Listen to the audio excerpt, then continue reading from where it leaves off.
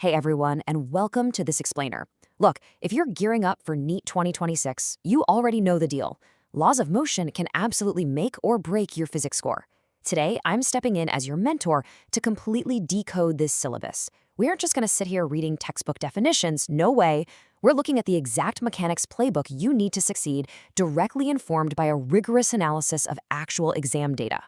Because honestly, the absolute truth to crushing mechanics, the secret isn't memorizing formulas, it's recognizing the patterns. I see so many students literally wasting countless hours trying to rote learn every single equation. But the source material we're digging into today points to a totally different approach. It's all about pattern recognition. Once you see the matrix, once you spot those underlying structures, solving these problems just becomes second nature. So where exactly do these patterns come from? Well, 10. That's 10 rigorous years of previous year questions, or PYQs. By combing through a whole decade of exam data, we've basically stripped away all the noise to uncover the absolute most critical, high-yield problem structures, the ones the examiners just love to test year after year. And based on all that data, we've boiled the laws of motion syllabus down to 3 high-yield exam patterns. Number 1, force and momentum. Number 2, friction and equilibrium. And number 3, circular dynamics. So that's our roadmap for today. Let's just dive right in and unlock each of these so you can see exactly how they're tested. All right, starting off with pattern 1, force and momentum. This right here is your absolute foundation.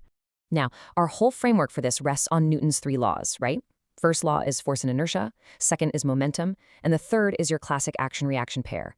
But here's the thing. Over the last decade, examiners almost never ask you to just recite these laws. Instead, they get sneaky. They'll hide the first law in a system at rest scenario just to see if you catch that the net force has to be 0. Or they'll test the third law by making you correctly identify and cancel out internal tensions within a connected system of blocks. That is the specific pattern you've got to be on the lookout for. Now, within this first pattern, there's one specific concept that honestly trips up a lot of students, and that's impulses. We're talking about a massive force applied over a super short time interval, causing a huge, sudden change in momentum. But what's the favorite examiner trick here? Well, they aren't going to just ask you to calculate it directly. No, they love throwing a force time graph at you, forcing you to calculate the area under the curve to find that impulse. Oh, and if you get one of those bouncing ball scenarios and you forget to double the momentum change when it rebounds, boom, you've just fallen right into their trap. Building right off of that, we hit the law of conservation of linear momentum. Look, as your mentor, I really need you to view this not just as some abstract textbook theory, but as your ultimate skeleton key for those complex application questions. Whether you're dealing with inelastic collisions or, say, bomb explosions in a problem set, simply recognizing that linear momentum is conserved before and after the event, that is usually the exact move that unlocks the whole answer. I'm telling you, the PYQs are absolutely packed with scenarios that require this specific tool. Okay, so we've got the core rules of motion down. But let's shift gears for a second. What actually happens when forces perfectly balance out, or when they actively oppose motion? How do these foundational rules hold up when objects resist movement, or just stay perfectly still? That brings us to pattern 2, friction and equilibrium. Honestly, this is where things get a bit tricky, and it's where a lot of test takers end up losing hard-earned marks. When we're dealing with perfectly balanced objects, we're really looking at the equilibrium of concurrent forces. So here's my direct 2-step mentor approach for systematically crushing these questions. Step 1, identify concurrent forces. That literally means finding all the forces acting on a single point at the exact same time. Please do not skip this step. Step 2, apply your equilibrium principles. Once you've mapped out the forces, you know that for equilibrium, the net force absolutely must be 0 across all axes. Our 10-year data shows that students who systematically map out step 1 before rushing into the math of step 2, they drastically reduce their error rate. It's a total game changer. Next up, let's break down resistance by contrasting static versus kinetic friction, not forgetting rolling friction too, of course. The PYQs show a really clear pattern here. Examiners will set up a scenario specifically to trick you into using the kinetic coefficient when the block hasn't even moved yet. Remember, static friction is that self-adjusting force holding an object at rest, while kinetic friction only takes over once motion actually starts. So always check if the applied force actually exceeds the maximum static friction before you just assume it's moving and plug in the kinetic equations. It's kind of subtle, but once you know the trap is there, you won't fall for it. So we've mastered linear movement, and we've handled objects standing still under friction. But what happens when the road curves? This right here is what separates the average scores from the absolute top percentiles. Enter pattern 3, circular dynamics. Mastering the dynamics of uniform circular motion is your final hurdle. The absolute crux of this whole pattern is centripetal force. You know, that force directed toward the center of curvature that keeps an object in its circular path. But here is a massive mentor tip for you. Centripetal force is not some new magical force.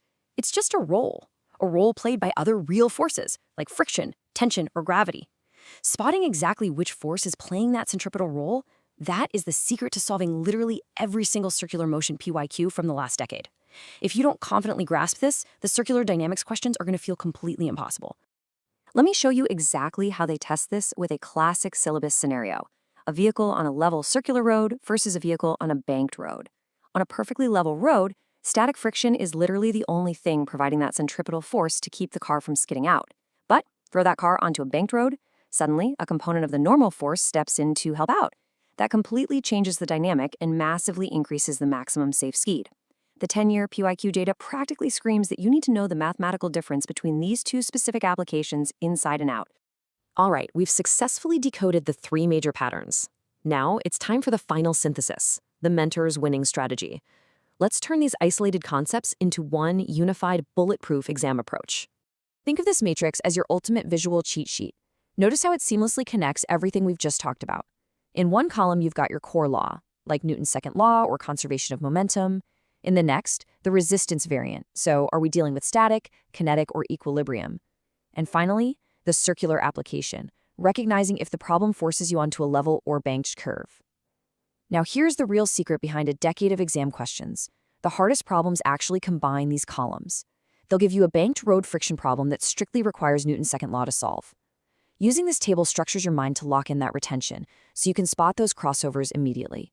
Which brings us to our final thought for the day. You have the patterns decoded. Now, how are you going to apply this playbook to your very next practice test?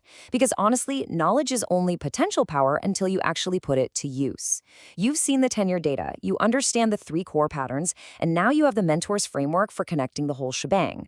So don't just file this explainer away in your brain. Take this structured approach directly into your active NEET 2026 preparation today. Thanks so much for joining me. Keep those fundamentals strong, and I'll see you next time.